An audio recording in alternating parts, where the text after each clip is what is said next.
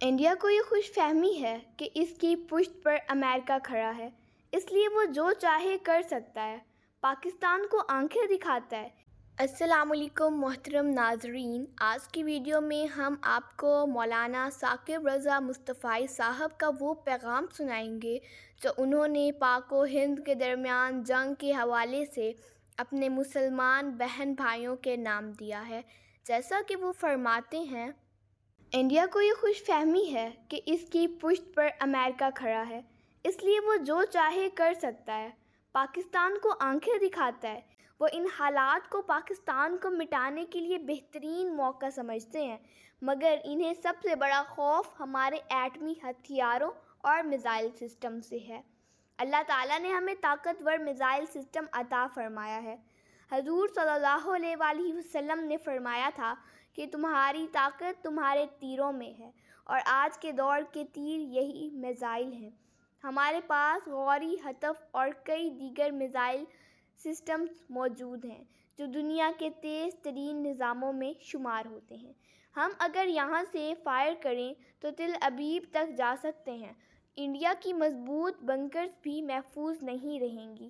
ہمیں doctor Abdul Qadeer Khan, doctor سمر مبارک مند جیسے سائنسدانوں پر فخر ہے جنہوں نے پاکستان کو ناقابل تسخیر بنایا۔ دشمن یہ بات جانتا ہے، اس لیے وہ کھل کر حملہ کرنے سے ڈرتا ہے۔ یاد رکھو، پاکستان اللہ کی نشانیوں میں سے ایک نشانی ہے۔ اس مٹی کو پاکیزہ سمجھو اور اس کے ساتھ خیانت نہ کرو، اور جو اس ملک سے خیانت کرے وہ برباد ہو جائے گا۔ اللہ تعالیٰ ہمارے وطن کی حفاظت فرمائے اور اسے اپنی امان میں رکھے۔ ہمارے پاس مضبوط فوج، ایٹمی صلاحیت اور جذبہ ایمانی موجود ہے جو کسی اور قوم کے پاس نہیں۔ جب امریکہ پر 9/11 کا واقعہ پیش آیا، وہاں کے لوگ دروازے بند کر کر بیٹھ گئے، لیکن ہماری قوم ایسی ہے کہ افغانستان پر بم گرتے تھے تو ہمارے بچے لوہا اکٹھا کرنے پہنچ جاتے تھے۔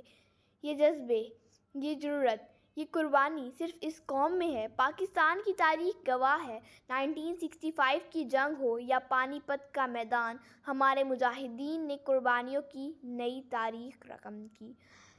دشمن چاہتا ہے کہ وہ ہماری غیرت، حمیت اور اسلامی اقدار کو فحاشی اور بے حیائی کے ذریعے مٹا دے۔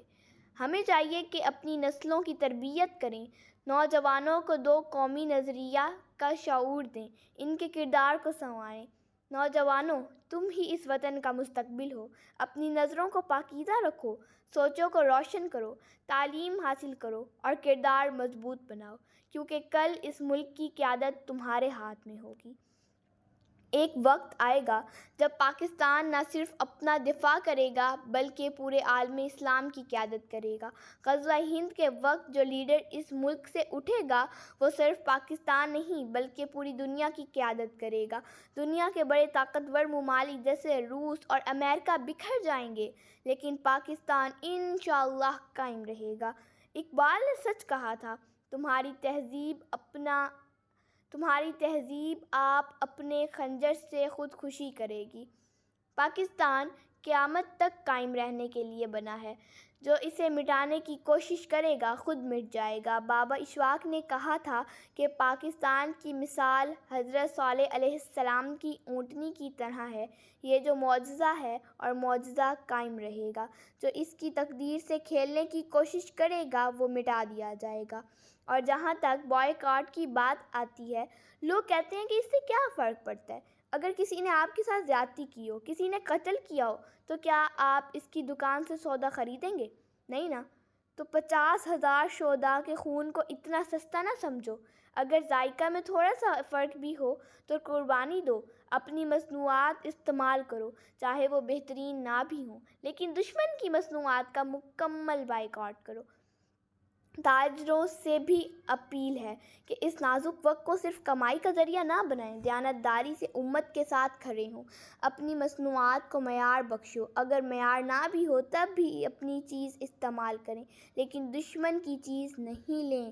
یہ اب صرف وعدوں کی بات نہیں رہی، اب وقت آ گیا ہے کہ عملی اقدام کیے جائیں۔ اگرچہ حکومتی سطح پر بائیکاٹ نہیں ہو رہا، مگر ہمیں اپنے دائرے میں عمل کرنا ہوگا۔